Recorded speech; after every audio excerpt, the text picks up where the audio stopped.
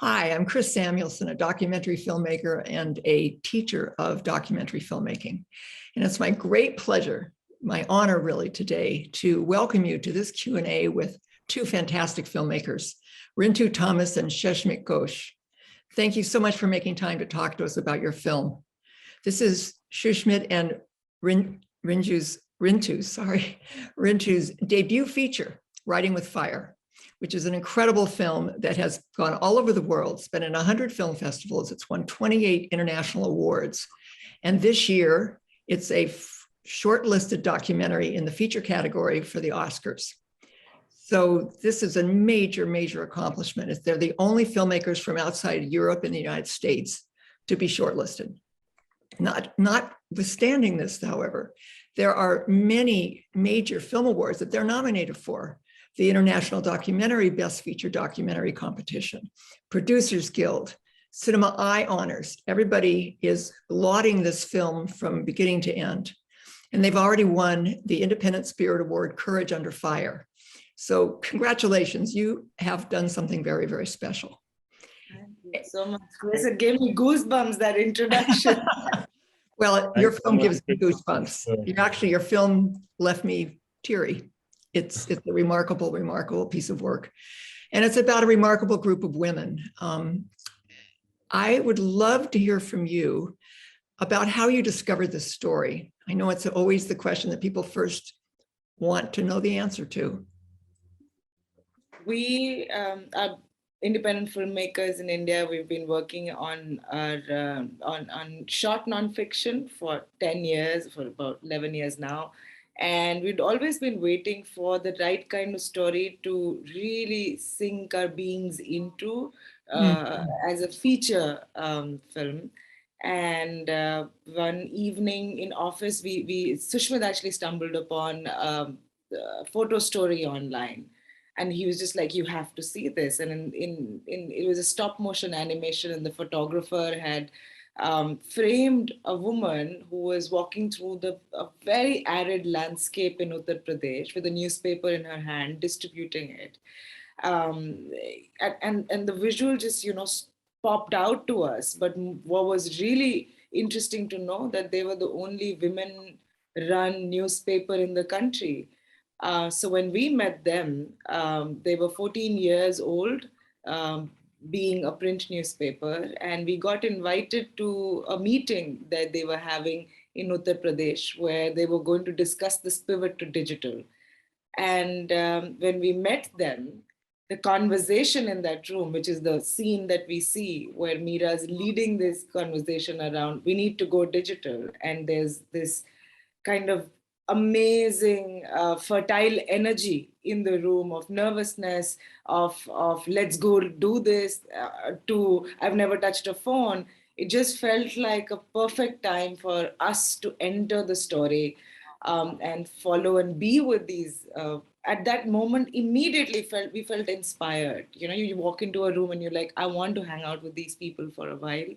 And the fact that they were all Dalit women, always invisibilized, now pulling a chair to the table and saying, my voice matters, and I'm going to put it into the stratosphere of digital media. All of it just spoke to us. So we just decided to spend more time with them. And at that time, it felt like 2 years.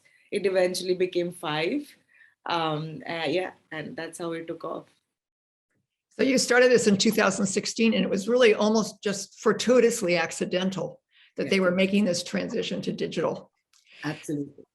That scene is so potent because immediately you start to understand, we've already met Meera, who's remarkable, but all of a sudden you see the spectrum of these 28 women, including people who are semi-literate and don't even know how to decipher what's on a phone button.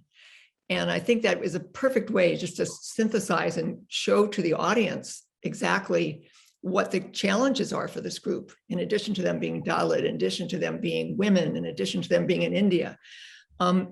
Did you have any trouble getting access? Were the women worried about being in the film in any way or being photographed? They were very curious about what this endeavor meant. What is a feature documentary? Okay, you're going to make a 2-hour film on us, but how are you going to do this? They'd had like a lot of shots made on them. So they were used to a very short production cycle. You know, film crews would come in for 2 days, 3 days, Right. and yeah, it'd be done.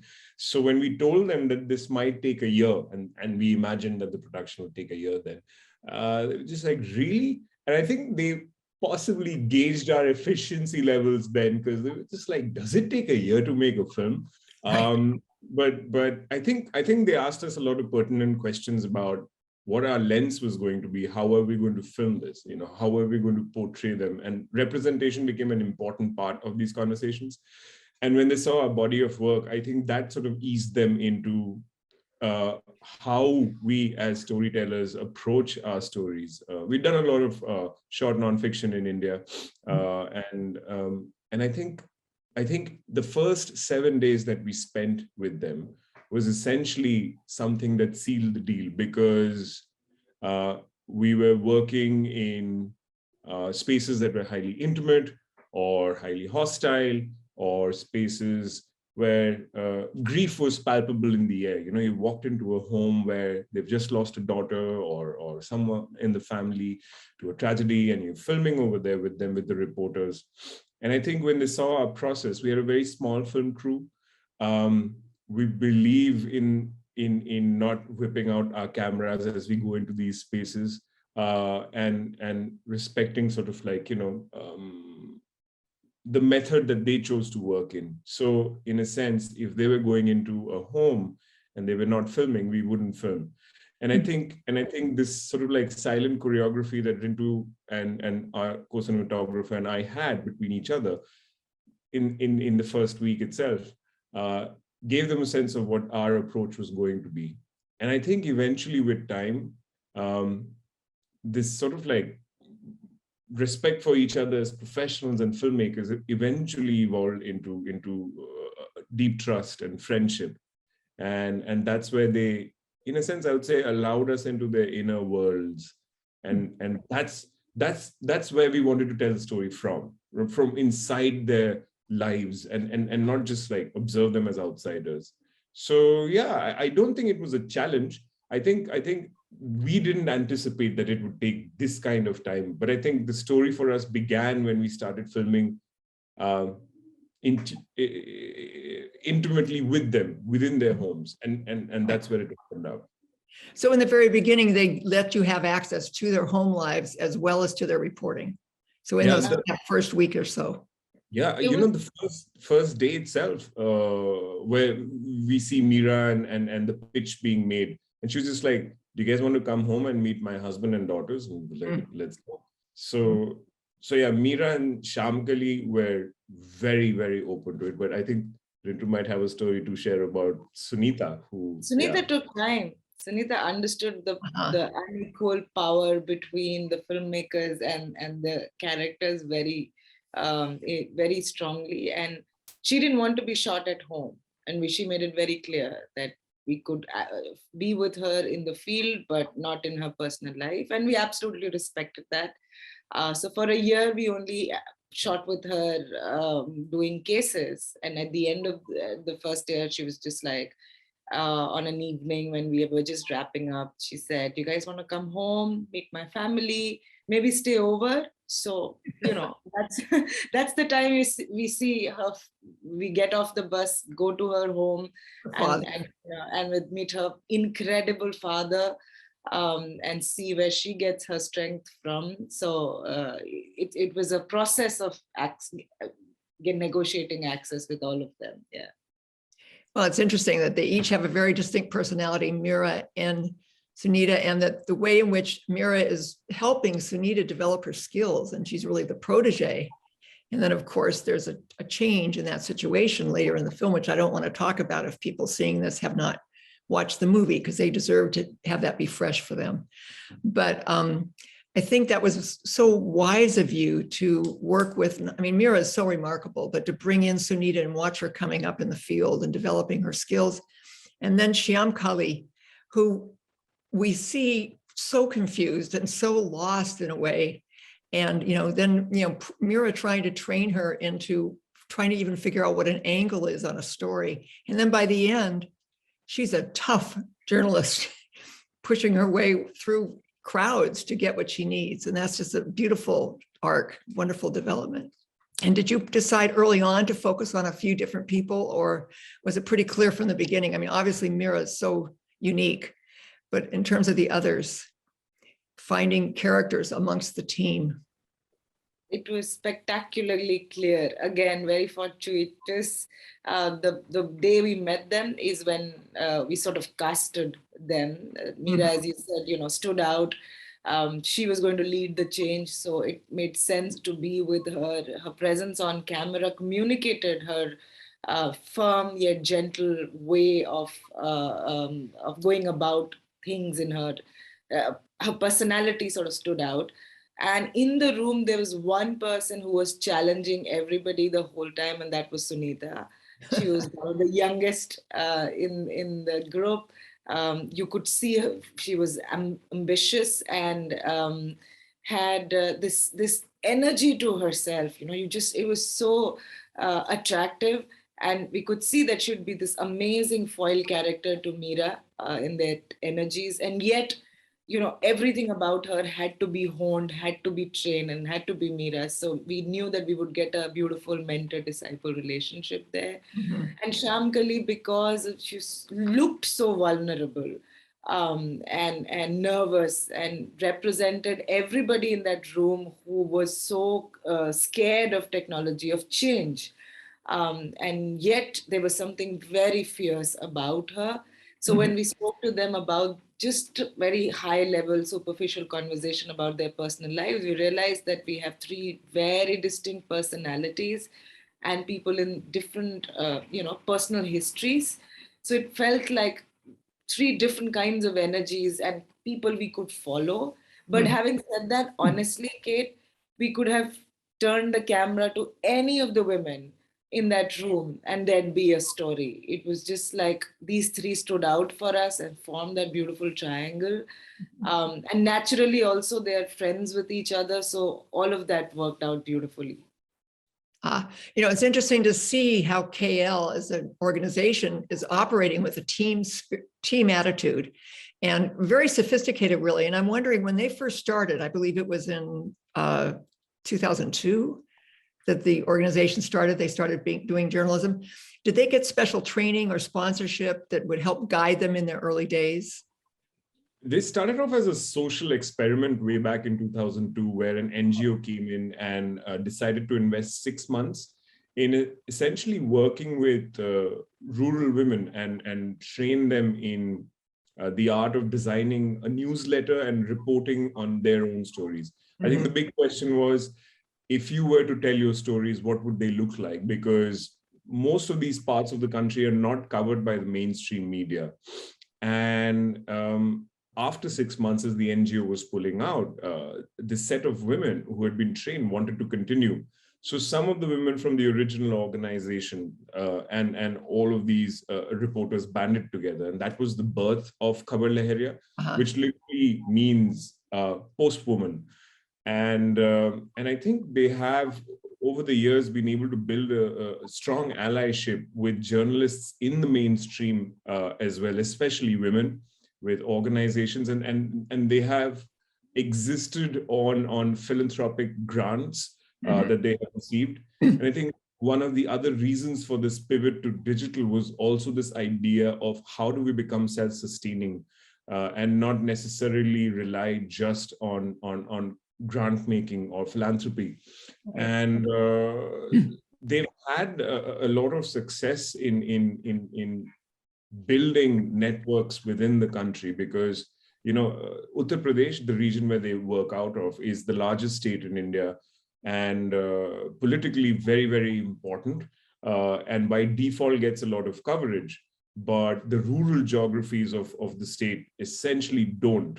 And so to have reporters working from there is a win-win for also most of the mainstream. So as Khabar Lahariya pivoted to digital and they became more visible, the partnerships increased. And so it's an interesting sort of a business model where it's part philanthropic, but also now subscriber-led.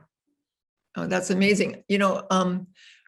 I was amazed, I was stunned to see the political coverage and to see what was going on with the BJP and this Hindu nationalism that has been on the rise. And even today on the news, there was something from Hardwar about practically bounty hunting Muslims. I mean, it was just horrible. And of course, we are no one to talk in our country because we have issues similarly pending and happening. But I'm just thinking about how the stakes were rising. You know, they're doing a lot of domestic stories, and they're dealing with a lot of sexual abuse stories. They look at the child labor and the mining and the dangers of mining. But with the political, it felt when I was watching those scenes that they were really in danger. What would be your take on that since you were there? Yeah, I mean, I think we're living in such a polarized world now, and a world that seems to be more fractured with the rise of populist governments all across, and it's surprising. This new surge that's been fueled, I think, primarily also by big data companies and these, this hand in glove approach between corporations and political parties. The fourth estate all across the planet is under duress, and I think these parts of the world are no different. But what makes the work of Khabar Lahariya especially spectacular for me personally is the fact that you're looking at context over here, and so when you're looking at Dalit women journalists doing the work that they're doing, the Dalit community literally has been at the bottom of India's social hierarchy for nearly 3,000 years now. The practice of casteism is constitutionally banned in India, but how do you get rid of something that has been around almost in the air, so to speak? And it's practiced with a vengeance in some parts of the country, and the southern Uttar Pradesh region where the film is set. It operates in very violent ways. So to have Dalit women journalists stepping out of their homes, doing political stories on development, stories where they're sticking a camera into the faces of policemen and politicians asking for accountability, is something that was never seen. And I think they became, for us, an important template to sort of amplify, not only for journalists in India, but globally. And I think, Chris, your response has been a response that we've received across the world, especially from women journalists who've said, it's so risky. And I thought that, the work I'm doing is dangerous. But when I watch this film, it gives me great context to where I am and the privilege that I have. And they're shining a light on really what the fourth estate can achieve. And yeah, it's dangerous, but as you see in the film, Meera quite nonchalantly continues to sort of steamroll it, and they've become a juggernaut. I do believe that they are an unstoppable institution. So yeah. I believe it too. And by the time the film is over, my heart is full of just the bravery of those women and their certitude that they have a right to speak. And I also really like the fact that because they're Dalit and they're women, they have access into the world of all of the terrible sexual abuse and rape and murder and all kinds of other issues where the women who are affected by that would never talk to anybody from a regular media channel, but they're willing and happy to talk to, well, not happy, but they're willing to speak with the women from KL. And I think that that is a wonderful sort of anchor for their work. It's not by any means all they do. They do so many other things. They do everything. But it's a wonderful anchor. It's a wonderful point of departure. So in fact, the fact that they're on the bottom, the fact that they're Dalit women is, you could almost say it could become an advantage. And I think that's super interesting, the way that you present that. And then once you do that, I also very much liked the way you went into the interior spaces, the family spaces with Meera and Sunita, and showed us how they're trying to juggle something very difficult because people do not approve of what they're doing, including in their own families.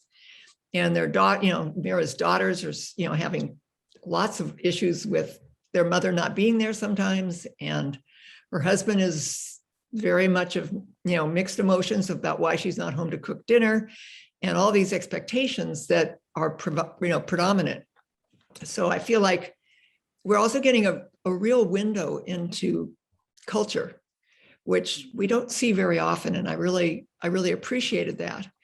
And especially, I think, in a more rural part of India, in a poorer part of India too, because we see a lot of reportage about the cities, and there's a certain, urbanity to the cities in India that belies how really emerging and primitive some of the other areas are. And it's a mass, it's a subcontinent, it's a huge place. So, for us watching it, you're just overwhelmed with all that you're learning about India itself. I guess my question to you is how you chose to balance that, to balance the story of KL with the insights into Indian culture. We went in with genuine curiosity about the women, who they are, we were interested in exploring their spirit. They have these structures, power structures that are so unequal, that are the edifice of those structures is based on injustice. And they have everything against them.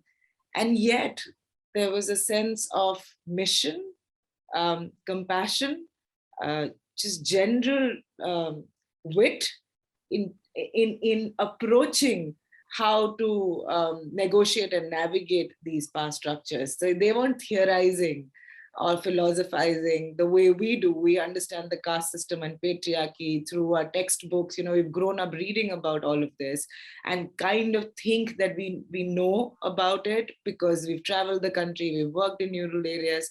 And then you meet people and you're like, it's so much more severe in your personal life. And how do you continue to show up every day despite you belonging to the community? You're carrying the trauma that you're reporting on. How do you do that? So that was really our, who are you? What are the conversations that you're having at home? And how do you do this work? So that was at the heart of what we wanted to explore. And then because human beings are so layered and so complex, like gender and caste and technology, the intersectionality of the story was, it was just impossible to tell the story without all these different layers. And I think on the edit, our focus was to not overcomplicate what is simple and not oversimplify it for an Indian audience. This is a story that has the power to have resonance with everyone who watches it. So that became really the guiding light of, it is a story that's deeply personal, and yet is about the women and their profession, and yet it's political, like the personal, professional, political, all of it is as important. And so then it just became a matter of threading it in a very careful way. Our first assembly was 5 hours long. We cut it down to 4 and 3, and at the 2.5 mark, we got really stuck because I think we're very attached to the material, and everything felt important. And that's when we got a German editor, Anne Fabini, as a consulting editor. And she was so German in the way she worked. And she came in with zero context, but with a rich experience of working with subtitled films, and had a deep connection to journalism. And so when we started working with her, it was just about reducing the fat, and things that we took maybe 6 months to get access to a story and have it. And she'd just be like, no, it doesn't work. And so it was really painful to kill our darlings. But when we brought it together, and we went through several drafts, but there was this one day when both of us watched the film, the cut, and went like, yes, this is the film we set out to make. This has got every little note, every hint that people might pick up, and those hints that people might not pick up. Like, not everybody will pick up everything, and that's fine. So when we landed at that, it felt so satisfying. And it just took 5 years, but that's okay. Well, thank you for all that information about the edit, because one of the things I was wondering about was how you would decide what to put in and what to take out, and how you would follow the arc of really 2 or 3 different stories. And I'm so happy that you did not cut out so much of the joyful part of this team of women, that they actually support each other and they have formed a very powerful community, and there's actual joy there. That to me was really important inclusion. I'm so happy that you kept that in. But I'm afraid our time is up. Is there anything else that we should have asked you, or I should have asked you, that you'd like to share with us? I think the joy part of it, what you just said, and how important it was for us to bring in, to retain the humor and the wit, because this is hard, deep, heavy work, but they have a sense of lightness of being. We really had a blast filming, despite the fact that every time we went, it would be traumatic to go through these cases. But behind the scenes, it was just the women exhibited such love for life. And that's really what this film is also about. Life is hard, life is about fighting, but your voice matters, and how you put it out there and how you negotiate with people you don't agree with, how to accept and differences and yet carry on in your families, in your communities, in our societies. I think without humor, it'd be so dry, and have this heavy sense of, you need to watch this film because this is important. Our thing is, we are giving you an invitation into a world that you didn't know existed, but you'll enjoy this ride. So, it was very important for us. So if you want to add anything. Yeah, I think very briefly, I think it was, in a sense, life-affirming as well, to be in the presence of these women for years as we filmed with them. And I think that's the energy that we wanted to infuse the film with. The editing was a brutal process because, there's just so much happening, and we didn't want to overwhelm someone watching the film because there's so many themes. But I think that was an important layer for us. The levity and the wit and the intelligence of these women was critical to showcase. Because I think, as we've said so many times, this team of women essentially is the best that India has to offer. And these are women that the country should be celebrating. And they're quintessential modern Indian women. So yeah, and that's how we wanted to present them. So I hope more people get to watch this film. Certainly. I mean, well, you totally succeeded. It's a fantastic film. And in fact, my last comment to you is, if you could just tell me, is there a plan for it to join with a streaming service you can let us know about? Because pretty much anybody who watches this film is going to want to tell 10 or 20 other people to watch it. What's your distribution plan? Or maybe you can't talk about it yet? Oh, no, I mean, we decided to go the public television way. So it is going to be on independent lens in the US and in other parts of the world on public TV. So yes, I think this was a choice that we had to make halfway through the filming, as well as more interest picked up in the film. Conversations with streamers are in the work, but it's complicated. But we're very happy that it is going to be coming to audiences through public TV. PBS is a great starting point. It's a great place. Thank you so much for talking with me. Thank you so much for making this film. That was a very enjoyable chat. Thanks for taking time, Chris. Oh, my pleasure.